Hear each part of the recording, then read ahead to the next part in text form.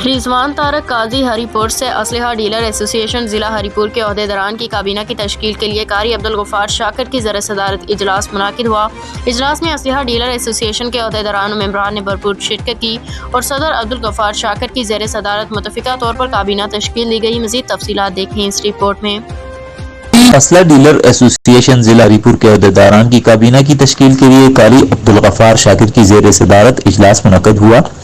اجلاس میں اسلحہ ڈیلر ایسوسی ایشن کے عہدیداران و ممبران نے بھرپور شرکت کی۔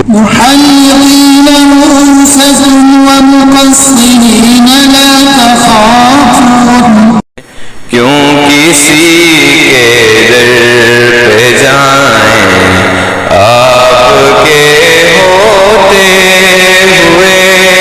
اس موقع پر اسلحہ ڈیلر ایسوسی ایشن ضلع ہری پور کے صدر عبدالغفار خان مروت نے گفتگو کرتے ہوئے کہا، بسم اللہ الرحمن الرحیم۔ اسلحہ یونین ایسوسی ایشن ضلع ہری پور آج کابینہ کی تشکیل دی گئی ہے، لہٰذا آج عہدیداران کا نام پیش کرتے ہیں۔ صدر قاری عبدالغفار شاکر، سینئر نائب صدر بشیر استاذ، سرپرست اعلیٰ صدیق انور صاحب، جنرل سیکرٹری ذاکر اللہ افریدی صاحب، فائنانس سیکرٹری سجاد احمد اور پریس سیکرٹری شاہد خان تنوری اور جوائنٹ سیکرٹری عاطف خان۔ لہٰذا انشاءاللہ ضلع ہری پور کے لیے جتنے بھی مسائل ہیں اسلحے کے مد میں انشاءاللہ ہم حل کریں گے، صوبائی سطح پہ بھی اور ضلع سطح پہ بھی انشاءاللہ۔